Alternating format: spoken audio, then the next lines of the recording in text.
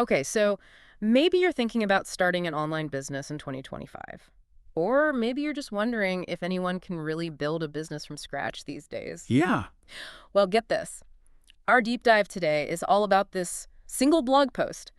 Claims to have all the secrets. It's from blogwidow.com. Oh, okay. It's called Breaking Barriers: Secrets to Starting an Online Business with Zero Experience. Kind of catchy, right? Yeah. And it was just published last week. This post is packed with advice, I bet. and we're going to pull out all the juiciest bits for you. Awesome. It's fascinating to see this kind of post now. I mean, the whole landscape of entrepreneurship, Right. it's changing so rapidly. It really is. There's so much advice out there, but this one, at least from what I've seen, Yeah. it seems to have a really grounded, practical approach, which I appreciate. Totally. And they really don't waste any time getting to the heart of it. The very first point in the blog post is all about passion. They actually say, and I quote, "The first key to starting an online business with no experience is to choose a niche that aligns with your passions or interests." I mean, that makes sense, right? Yeah. I mean, it's more than just enjoying what you do, Yeah. although that's certainly important. Yeah. But when you're genuinely passionate about something, Uh-huh. it translates into this level of engagement Yeah. and authenticity, Yeah. that customers can really feel. Totally. Think about some of the brands that you love. Okay. Yeah. Often there's like a founder's story there Mm. or a deep-seated belief Right, that's right. driving everything they do. Oh, I see what you mean. It's like that passion becomes part of the brand's DNA. Yeah. But okay, let's say you've got the passion. What about the tech side of things? Hmm. Like building websites, online stores. Yeah. That can feel kind of intimidating. Oh, You're absolutely. starting from zero. Yeah, and the post acknowledges that head on. And what's interesting is they immediately jump into this list of tools that are either free or super affordable, things like WordPress, Right. Wix for websites, Hmm. and then if you're selling products, Shopify, WooCommerce. Okay, hold on. For those of us who aren't like tech wizards, Sure. can we unpack what some of these actually do? Yeah. Like, what's the difference between Shopify and, say, Canva, Okay, great point. which I know you're a big fan of? Let's take Shopify first. Okay. It's like having your own digital storefront, Mm-hmm. but without the coding headaches. Oh, It handles everything from building the website itself yeah. to processing payments and tracking orders. So it's kind of an all-in-one solution, whereas Yeah. Canva is more for like the visual side of things? Exactly. Okay. Canva's amazing for creating graphics, logos, Mhm. social media posts, basically anything visual that you need Yeah. for your brand, Okay. And what I love about both of these tools Mhm. is that they kind of level the playing field. Okay. You don't need a huge budget or technical expertise Yeah. to get started, which is really empowering. I love that idea of like democratizing entrepreneurship. Yeah. But even with the right tools, don't you still need like a ton of different skills to actually run a business? That's the challenge, isn't it? Yeah. And the Post is very upfront about this. They say no one starts a business knowing everything. Right. So Okay. the key takeaway here Uh-huh.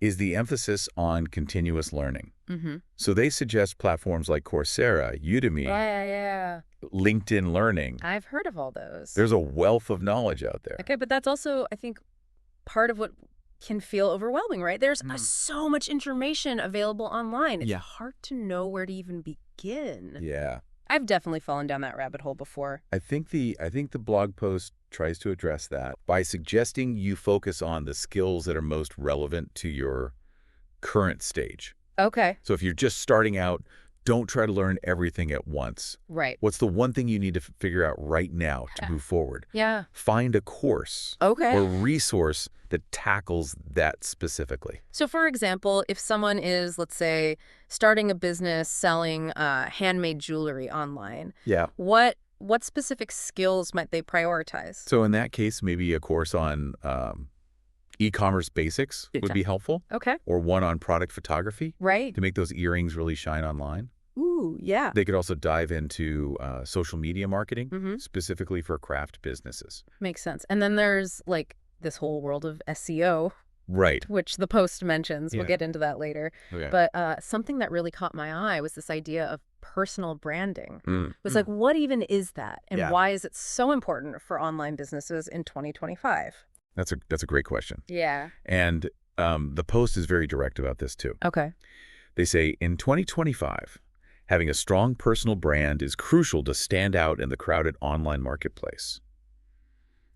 The way I see it, Yeah. it's about leveraging your unique personality, Okay. experience, expertise, all of that, to create a brand that feels genuine and resonates with people. So it's not just about like posting selfies Yeah. and being super active on social media. No, not at all. Okay, good. It's about creating content that showcases your expertise, Right. engaging authentically with your audience, building relationships. Yeah. It's about trust, really. Okay. Think of it like this.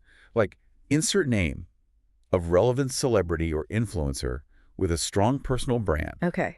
Yeah. has built this massive following because they've cultivated this very distinct online persona that feels really real and relatable.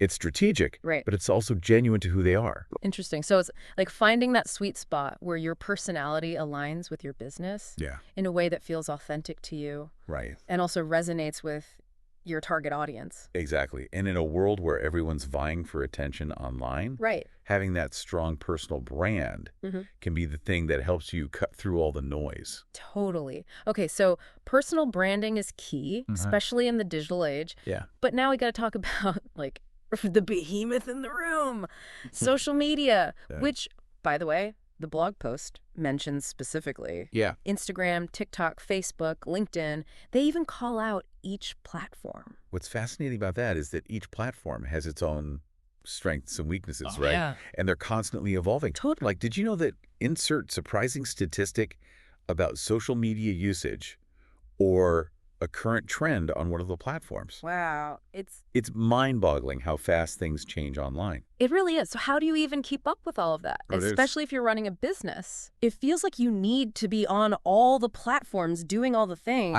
I think the blog post would actually caution against that. Really? Yeah. They seem to advocate for being really strategic about your social media use. Okay. It's not about being everywhere. It's about choosing the platforms where your target audience actually hangs out. That makes a lot of sense. Like if you're selling those handmade earrings we were talking about, Right. then maybe like TikTok is where it's at these days. Possibly. Yeah. It's all about understanding who you're trying to reach and tailoring your content accordingly. Right? And I'd add to that, Yeah. that it's often better to focus on one or two platforms Okay. and do them really well rather than spreading yourself too thin. That's a really good point. Yeah. You know, this is making me think about when I first started exploring the online world. Like, it was a lot of trial and error, honestly. Yeah. I wish I'd had more guidance back then. Yeah. Speaking of guidance, that actually leads perfectly into the next point Okay. from the blog post, Yeah. which is the importance of finding mentors or joining a community. Yeah. So this is where you tap into the collective wisdom of people who's already been down this road. Right. Right. Mentors can offer incredible support, accountability, insights, like Yeah. things that could take years to figure out on your own. Oh, I couldn't agree more. Like Yeah. early in my career, I had a mentor who helped me navigate some really tricky situations and avoid some costly mistakes. Well, that's great. I don't know where I'd be without her guidance. And even if you don't have that formal one-on-one mentorship relationship, Right? there are so many online business communities Yes. where you can connect with like-minded entrepreneurs, share resources, ask for Yeah. advice, think Right. like Facebook groups, Reddit forums, Yeah. industry-specific online communities. It's like having a virtual support system. Exactly. I love that. Yeah. And sometimes just knowing you're not alone in the ups and downs of entrepreneurship can be so motivating. Totally. But let's be real, like launching a new business, especially online, can feel like a huge undertaking. Oh, yeah. What do you say to people Mhm. who might be feeling intimidated by the whole thing? Well, this is where I think the blog post offers a really valuable piece of advice. Okay. They emphasize the importance of starting small and scaling gradually. Right. You don't need to have everything perfect before you launch. Okay, so what does that actually look like in practice? It means focusing on creating what's called the minimum viable product, or MVP. Okay. Basically, a version of your product or service Mm-hmm. that's good enough to get out into the world quickly Okay. and start gathering feedback from real customers. Right. Don't get caught up in perfectionism. So, like, instead of spending months building the most elaborate website, Right. you might start with, like, a simple landing page or launch a pre-order for your product Yeah, to gauge interest. exactly. And then Okay. you iterate Yeah. based on that feedback. Right. You refine, you improve, you add features as you go. Makes sense. It's a much more agile and, frankly, less intimidating way Yeah. to approach building a business. I love that. It takes the pressure off needing to have everything figured out from day one. Right. Okay, so we've got our MVP. Uh-huh. We're getting feedback. We're iterating. But how do we make sure we're actually reaching the right people with our amazing product or service? I feel like that's where understanding your audience comes in. That's crucial. Right. The blog post dedicates a whole section to understanding your target market, Yeah. emphasizing the need to identify their needs, their pain points, and their preferences. Yeah. They even recommend using tools like Google Trends, SEMrush, and SurveyMonkey for market research. Okay, those sound like some pretty powerful tools. Yeah. Can we break them down a bit? Yes, sure. For those of us who aren't marketing experts, like, what exactly does Google Trends do? So imagine you're selling those handmade earrings we keep talking about. Google Trends can show you how often people are searching for things like statement earrings or boho chic jewelry. Okay. It gives you these insights into what people are actually interested in right now. So it's like tapping into the collective consciousness of the internet to see what people are searching for. Yes. That's really cool. Yeah. Okay, and what about SEMrush? What makes that one different? So SEMrush is a bit more sophisticated. All right. It lets you analyze your competitors, Ooh. see what keywords they're ranking for, Okay. even peek at their advertising campaigns. Wow. It's all about understanding the competitive landscape Right. and making informed decisions about your own marketing strategy. Whoa, it sounds like a secret weapon It can be. for online businesses. Yeah. And then there's SurveyMonkey, which I feel like everyone has taken at some point. It's a classic for a reason. Right. With SurveyMonkey, you can create and send out surveys to your target audience, asking about their demographics, their interests, Okay. what they're struggling with, what they're looking for Yeah. in a product like yours. So you're gathering. Going straight to the source. Yeah. Instead Yeah. of just like guessing what your audience wants, Yeah, okay. you're going straight to the source and asking them. Yeah. Brilliant. And all of this data helps you create what are called customer personas, Okay. these fictional representations of your ideal customer. Yeah. You're essentially building a profile of your perfect customer Right. to help you focus your marketing efforts and tailor your message. So it's like painting a picture of who you're trying to reach. Yeah. So you can create content and products that really resonate with them. Exactly. I'm loving this. It's all about connecting the dots, isn't it? Mhm. Passion, tech tools, continuous learning, It really is. personal branding, social media strategy, Mhm. understanding your audience. Mhm. It's all coming together. You're right. It really is. And it feels like we've covered so much ground already. I know.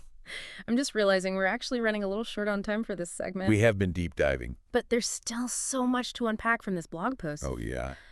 Don't worry, listeners. We'll be back soon to continue exploring the secrets to starting an online business with zero experience. Definitely. In the meantime, we would love to hear what's resonating with you, what's Yeah. standing out so far. And what's sparking your own entrepreneurial ideas. We'll be right back after a short break. So before the break, we were talking about understanding your audience. Right. And it really ties into something else the blog post dives into: SEO and content marketing. Okay, yes. SEO. Mm-hmm. I feel like we've mentioned it a few times, Yeah. but haven't really defined it. Right. The blog post actually calls it one of the most effective ways to drive organic traffic to your online business. It's true. But for someone starting from scratch, it can sound like a whole other language. It definitely has its own jargon, but at its core, Yeah. SEO is all about making your website more visible Okay. in search engine results. So like Yeah. when you Google something Oh, yeah. and those top results that come up, Yeah. that's SEO in action. SEO is how you get your site up there. Got it. Yeah. So if I'm selling like those handmade earrings, Yeah, I want my shop to show up when people search for handmade earrings. exactly. Okay. And a big part of SEO involves keywords. Uh-huh. Those are the terms people actually type into search engines. Mm-hmm. So by researching the right keywords and incorporating them strategically into your website's Yep. content, Yeah. you're essentially telling Google, hey, my site is relevant to Yeah. these searches. So it's not just about having like a beautiful website. It's Wow. about making sure people can actually find it. That's a key point. And the blog post seems to be a big advocate for content marketing as a way to boost SEO. Okay. They talk about blogs, videos, infographics, even podcasts as examples. Hold on, content marketing. Yeah, That sounds like a lot of work. it can be. Is it really that essential for online businesses? I'd argue it's becoming more important than ever. Really? Yeah, I mean, think about it. Oh, wow. People are bombarded with ads constantly. Right. Content marketing is about providing genuine value Uh-huh. to your audience, Okay. answering their questions, entertaining them, Right. building a relationship through helpful and interesting content. So it's less about shouting, buy my product, Yeah, and more about creating something people genuinely want to engage with. exactly. I see. And the blog post is spot on here. They emphasize that good content marketing can actually boost your SEO. Okay, I'm curious about that connection. Yeah. How does creating content actually help with SEO? So when you consistently put out high-quality content Mm-hmm. that people find useful Okay. and share, Yeah. it signals to search engines that your website is authoritative and relevant. Okay. So Google sees that people are engaging with your content. Right. And it bumps you up in the rankings. So it's like a positive feedback loop. Yeah. Good content attracts more visitors, which boosts your SEO, Yeah, which brings in even more visitors. precisely. And this is where the blog post gets into the nitty-gritty Okay. of creating different types of content. Uh-huh. They mention blog posts, of course, but also things like videos, Right. infographics, even podcasts. You know, it's funny because we're essentially doing a form of content marketing right now It's by like breaking down this blog post for our listener. Exactly. Yeah. And it highlights how content can take many different forms. Right. The key is to choose formats that align with your brand and resonate with your audience. Okay. But let's be real. Creating all of that content can feel really overwhelming, Yeah. especially for someone like with a full-time job or who's just starting out. Mm. Any advice for like aspiring content creators out there? I'd say the blog post offers some great advice here. Mm. Start small and focus on quality over quantity. You don't need to be churning out blog posts every day or creating elaborate videos. Right. Maybe you start with like a simple weekly email newsletter Okay. or share some behind-the-scenes content on Instagram. That's a good reminder. It's about finding what feels sustainable Yeah. for you and your business. Absolutely. Yeah. And as you create content, remember the importance of storytelling. Oh, okay. The blog post doesn't explicitly mention this, Mm-hmm. but I think it's implied throughout. Yeah. People connect with stories. Right. Whether you're sharing your own entrepreneurial journey or highlighting customer success stories, Mm-hmm. weaving narratives into your content can make it more engaging and memorable. Oh, I love that. And I think this blog post itself is a great example of that. Yeah. It's a story about someone who figured out how to break into the online business world, Right. and now they're sharing their knowledge with others. It's inspiring, isn't it? Yeah, it is. And reinforces the message that anyone can achieve success online, Right. regardless of their background or experience. I think that's so important to hear, especially for someone who might be feeling intimidated Yeah, or unsure of where to start. absolutely. But this deep dive isn't just about like the how-to of online business, is Yeah. it? Right. There's also this big element of mindset involved. You're absolutely right. We've talked about the tools, Mm-hmm. the strategies, the skills. Yeah. But starting and running a business, Right. Yeah. especially online, it requires a certain level of resilience, wouldn't you say? Totally. It's like a roller coaster ride with its ups and downs. Yeah. Unexpected challenges. Yeah. Do you think the blog post adequately addresses this, like, mental aspect of entrepreneurship? It's not explicitly stated, Okay. but I think it's woven throughout the post's overall message, Mhm. this idea of breaking barriers. Yeah. It implies a certain level of grit and determination. Right. You need to be willing to push through obstacles, Mm-hmm. to learn from setbacks, Right. to adapt to change. Yeah. You know, it's interesting because they don't shy away from the fact that it's not always going to be easy. Right. They acknowledge the challenges, but they also emphasize the incredible potential Yeah. of online business. And that balance is crucial. Right. Right. Totally. We need a healthy dose of realism alongside the optimism. Mm-hmm. Starting an online business isn't a get-rich-quick scheme. Right. It takes work, Yeah.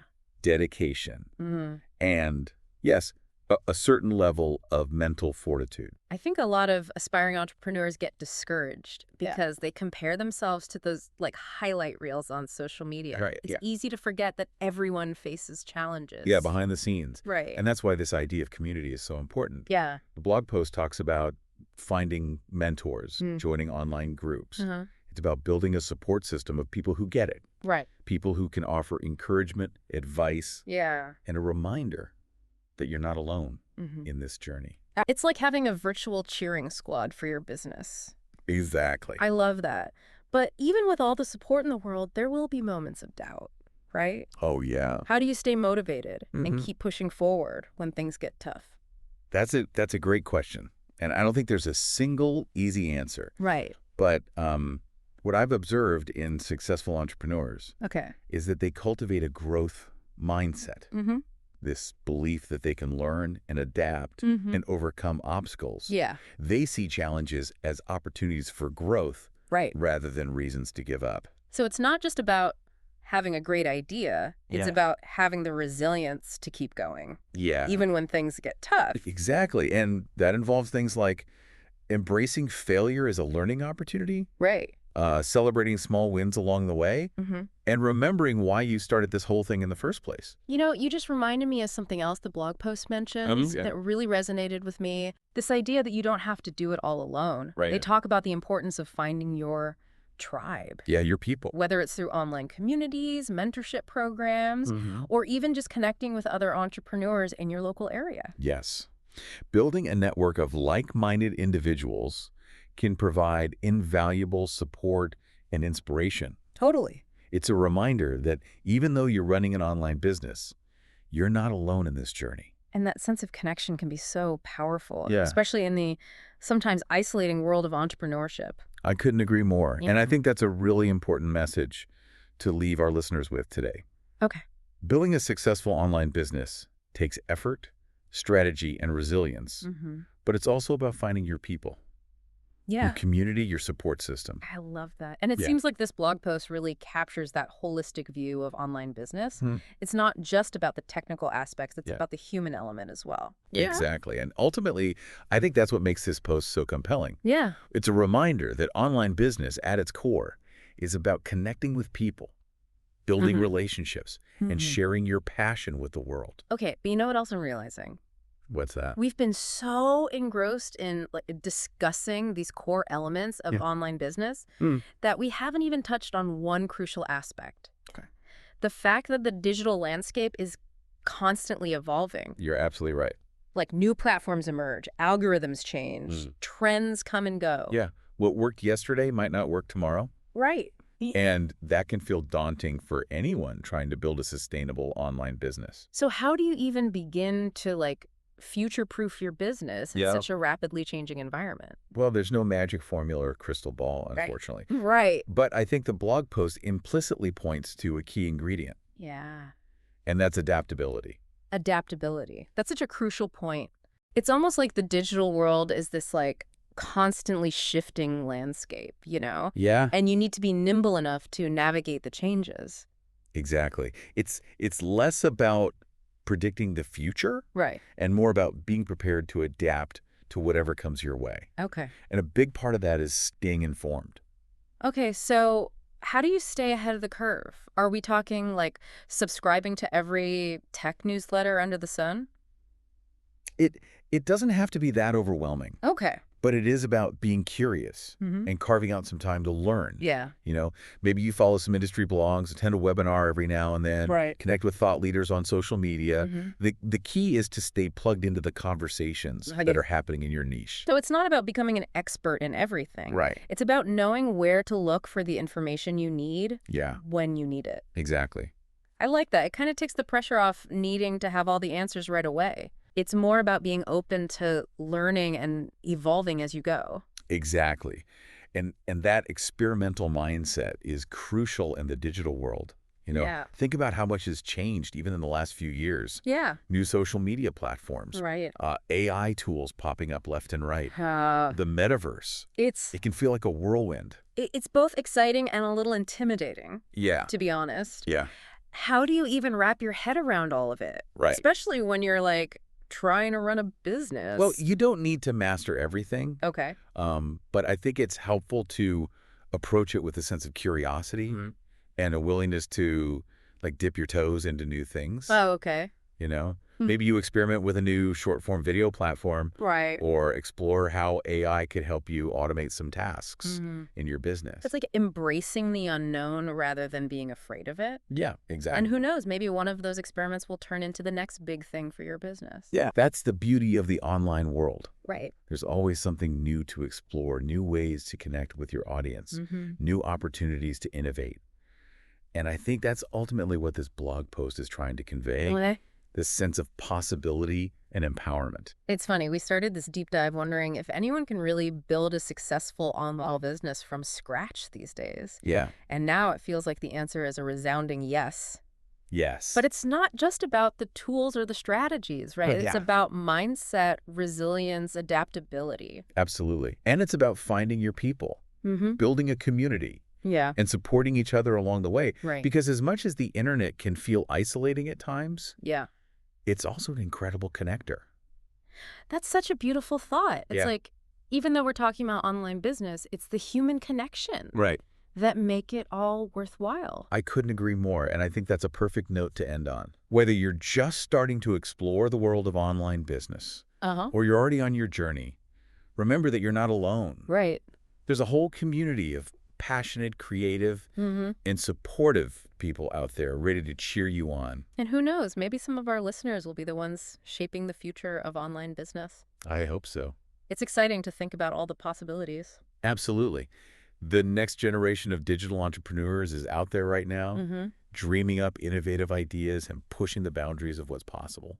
Well, on that note of inspiration Yeah. and endless possibility, Mm-hmm. it's time to wrap up our deep dive into the world of online business. Well, it's been a pleasure. We've covered a lot of ground today, Yeah, we have. from finding your passion to mastering SEO, Mm. from building a personal brand to embracing the ever-changing digital landscape. That's a lot to take in. It really is. But hopefully our listeners feel empowered and equipped to take their own next steps Yeah, toward online success. totally. And remember, it all starts with a single step. It really does. So what are you waiting for? The digital world is your oyster. Go get them. And as we always say on the deep dive, Yeah. stay curious, stay informed, and never stop exploring. Until next time, happy diving.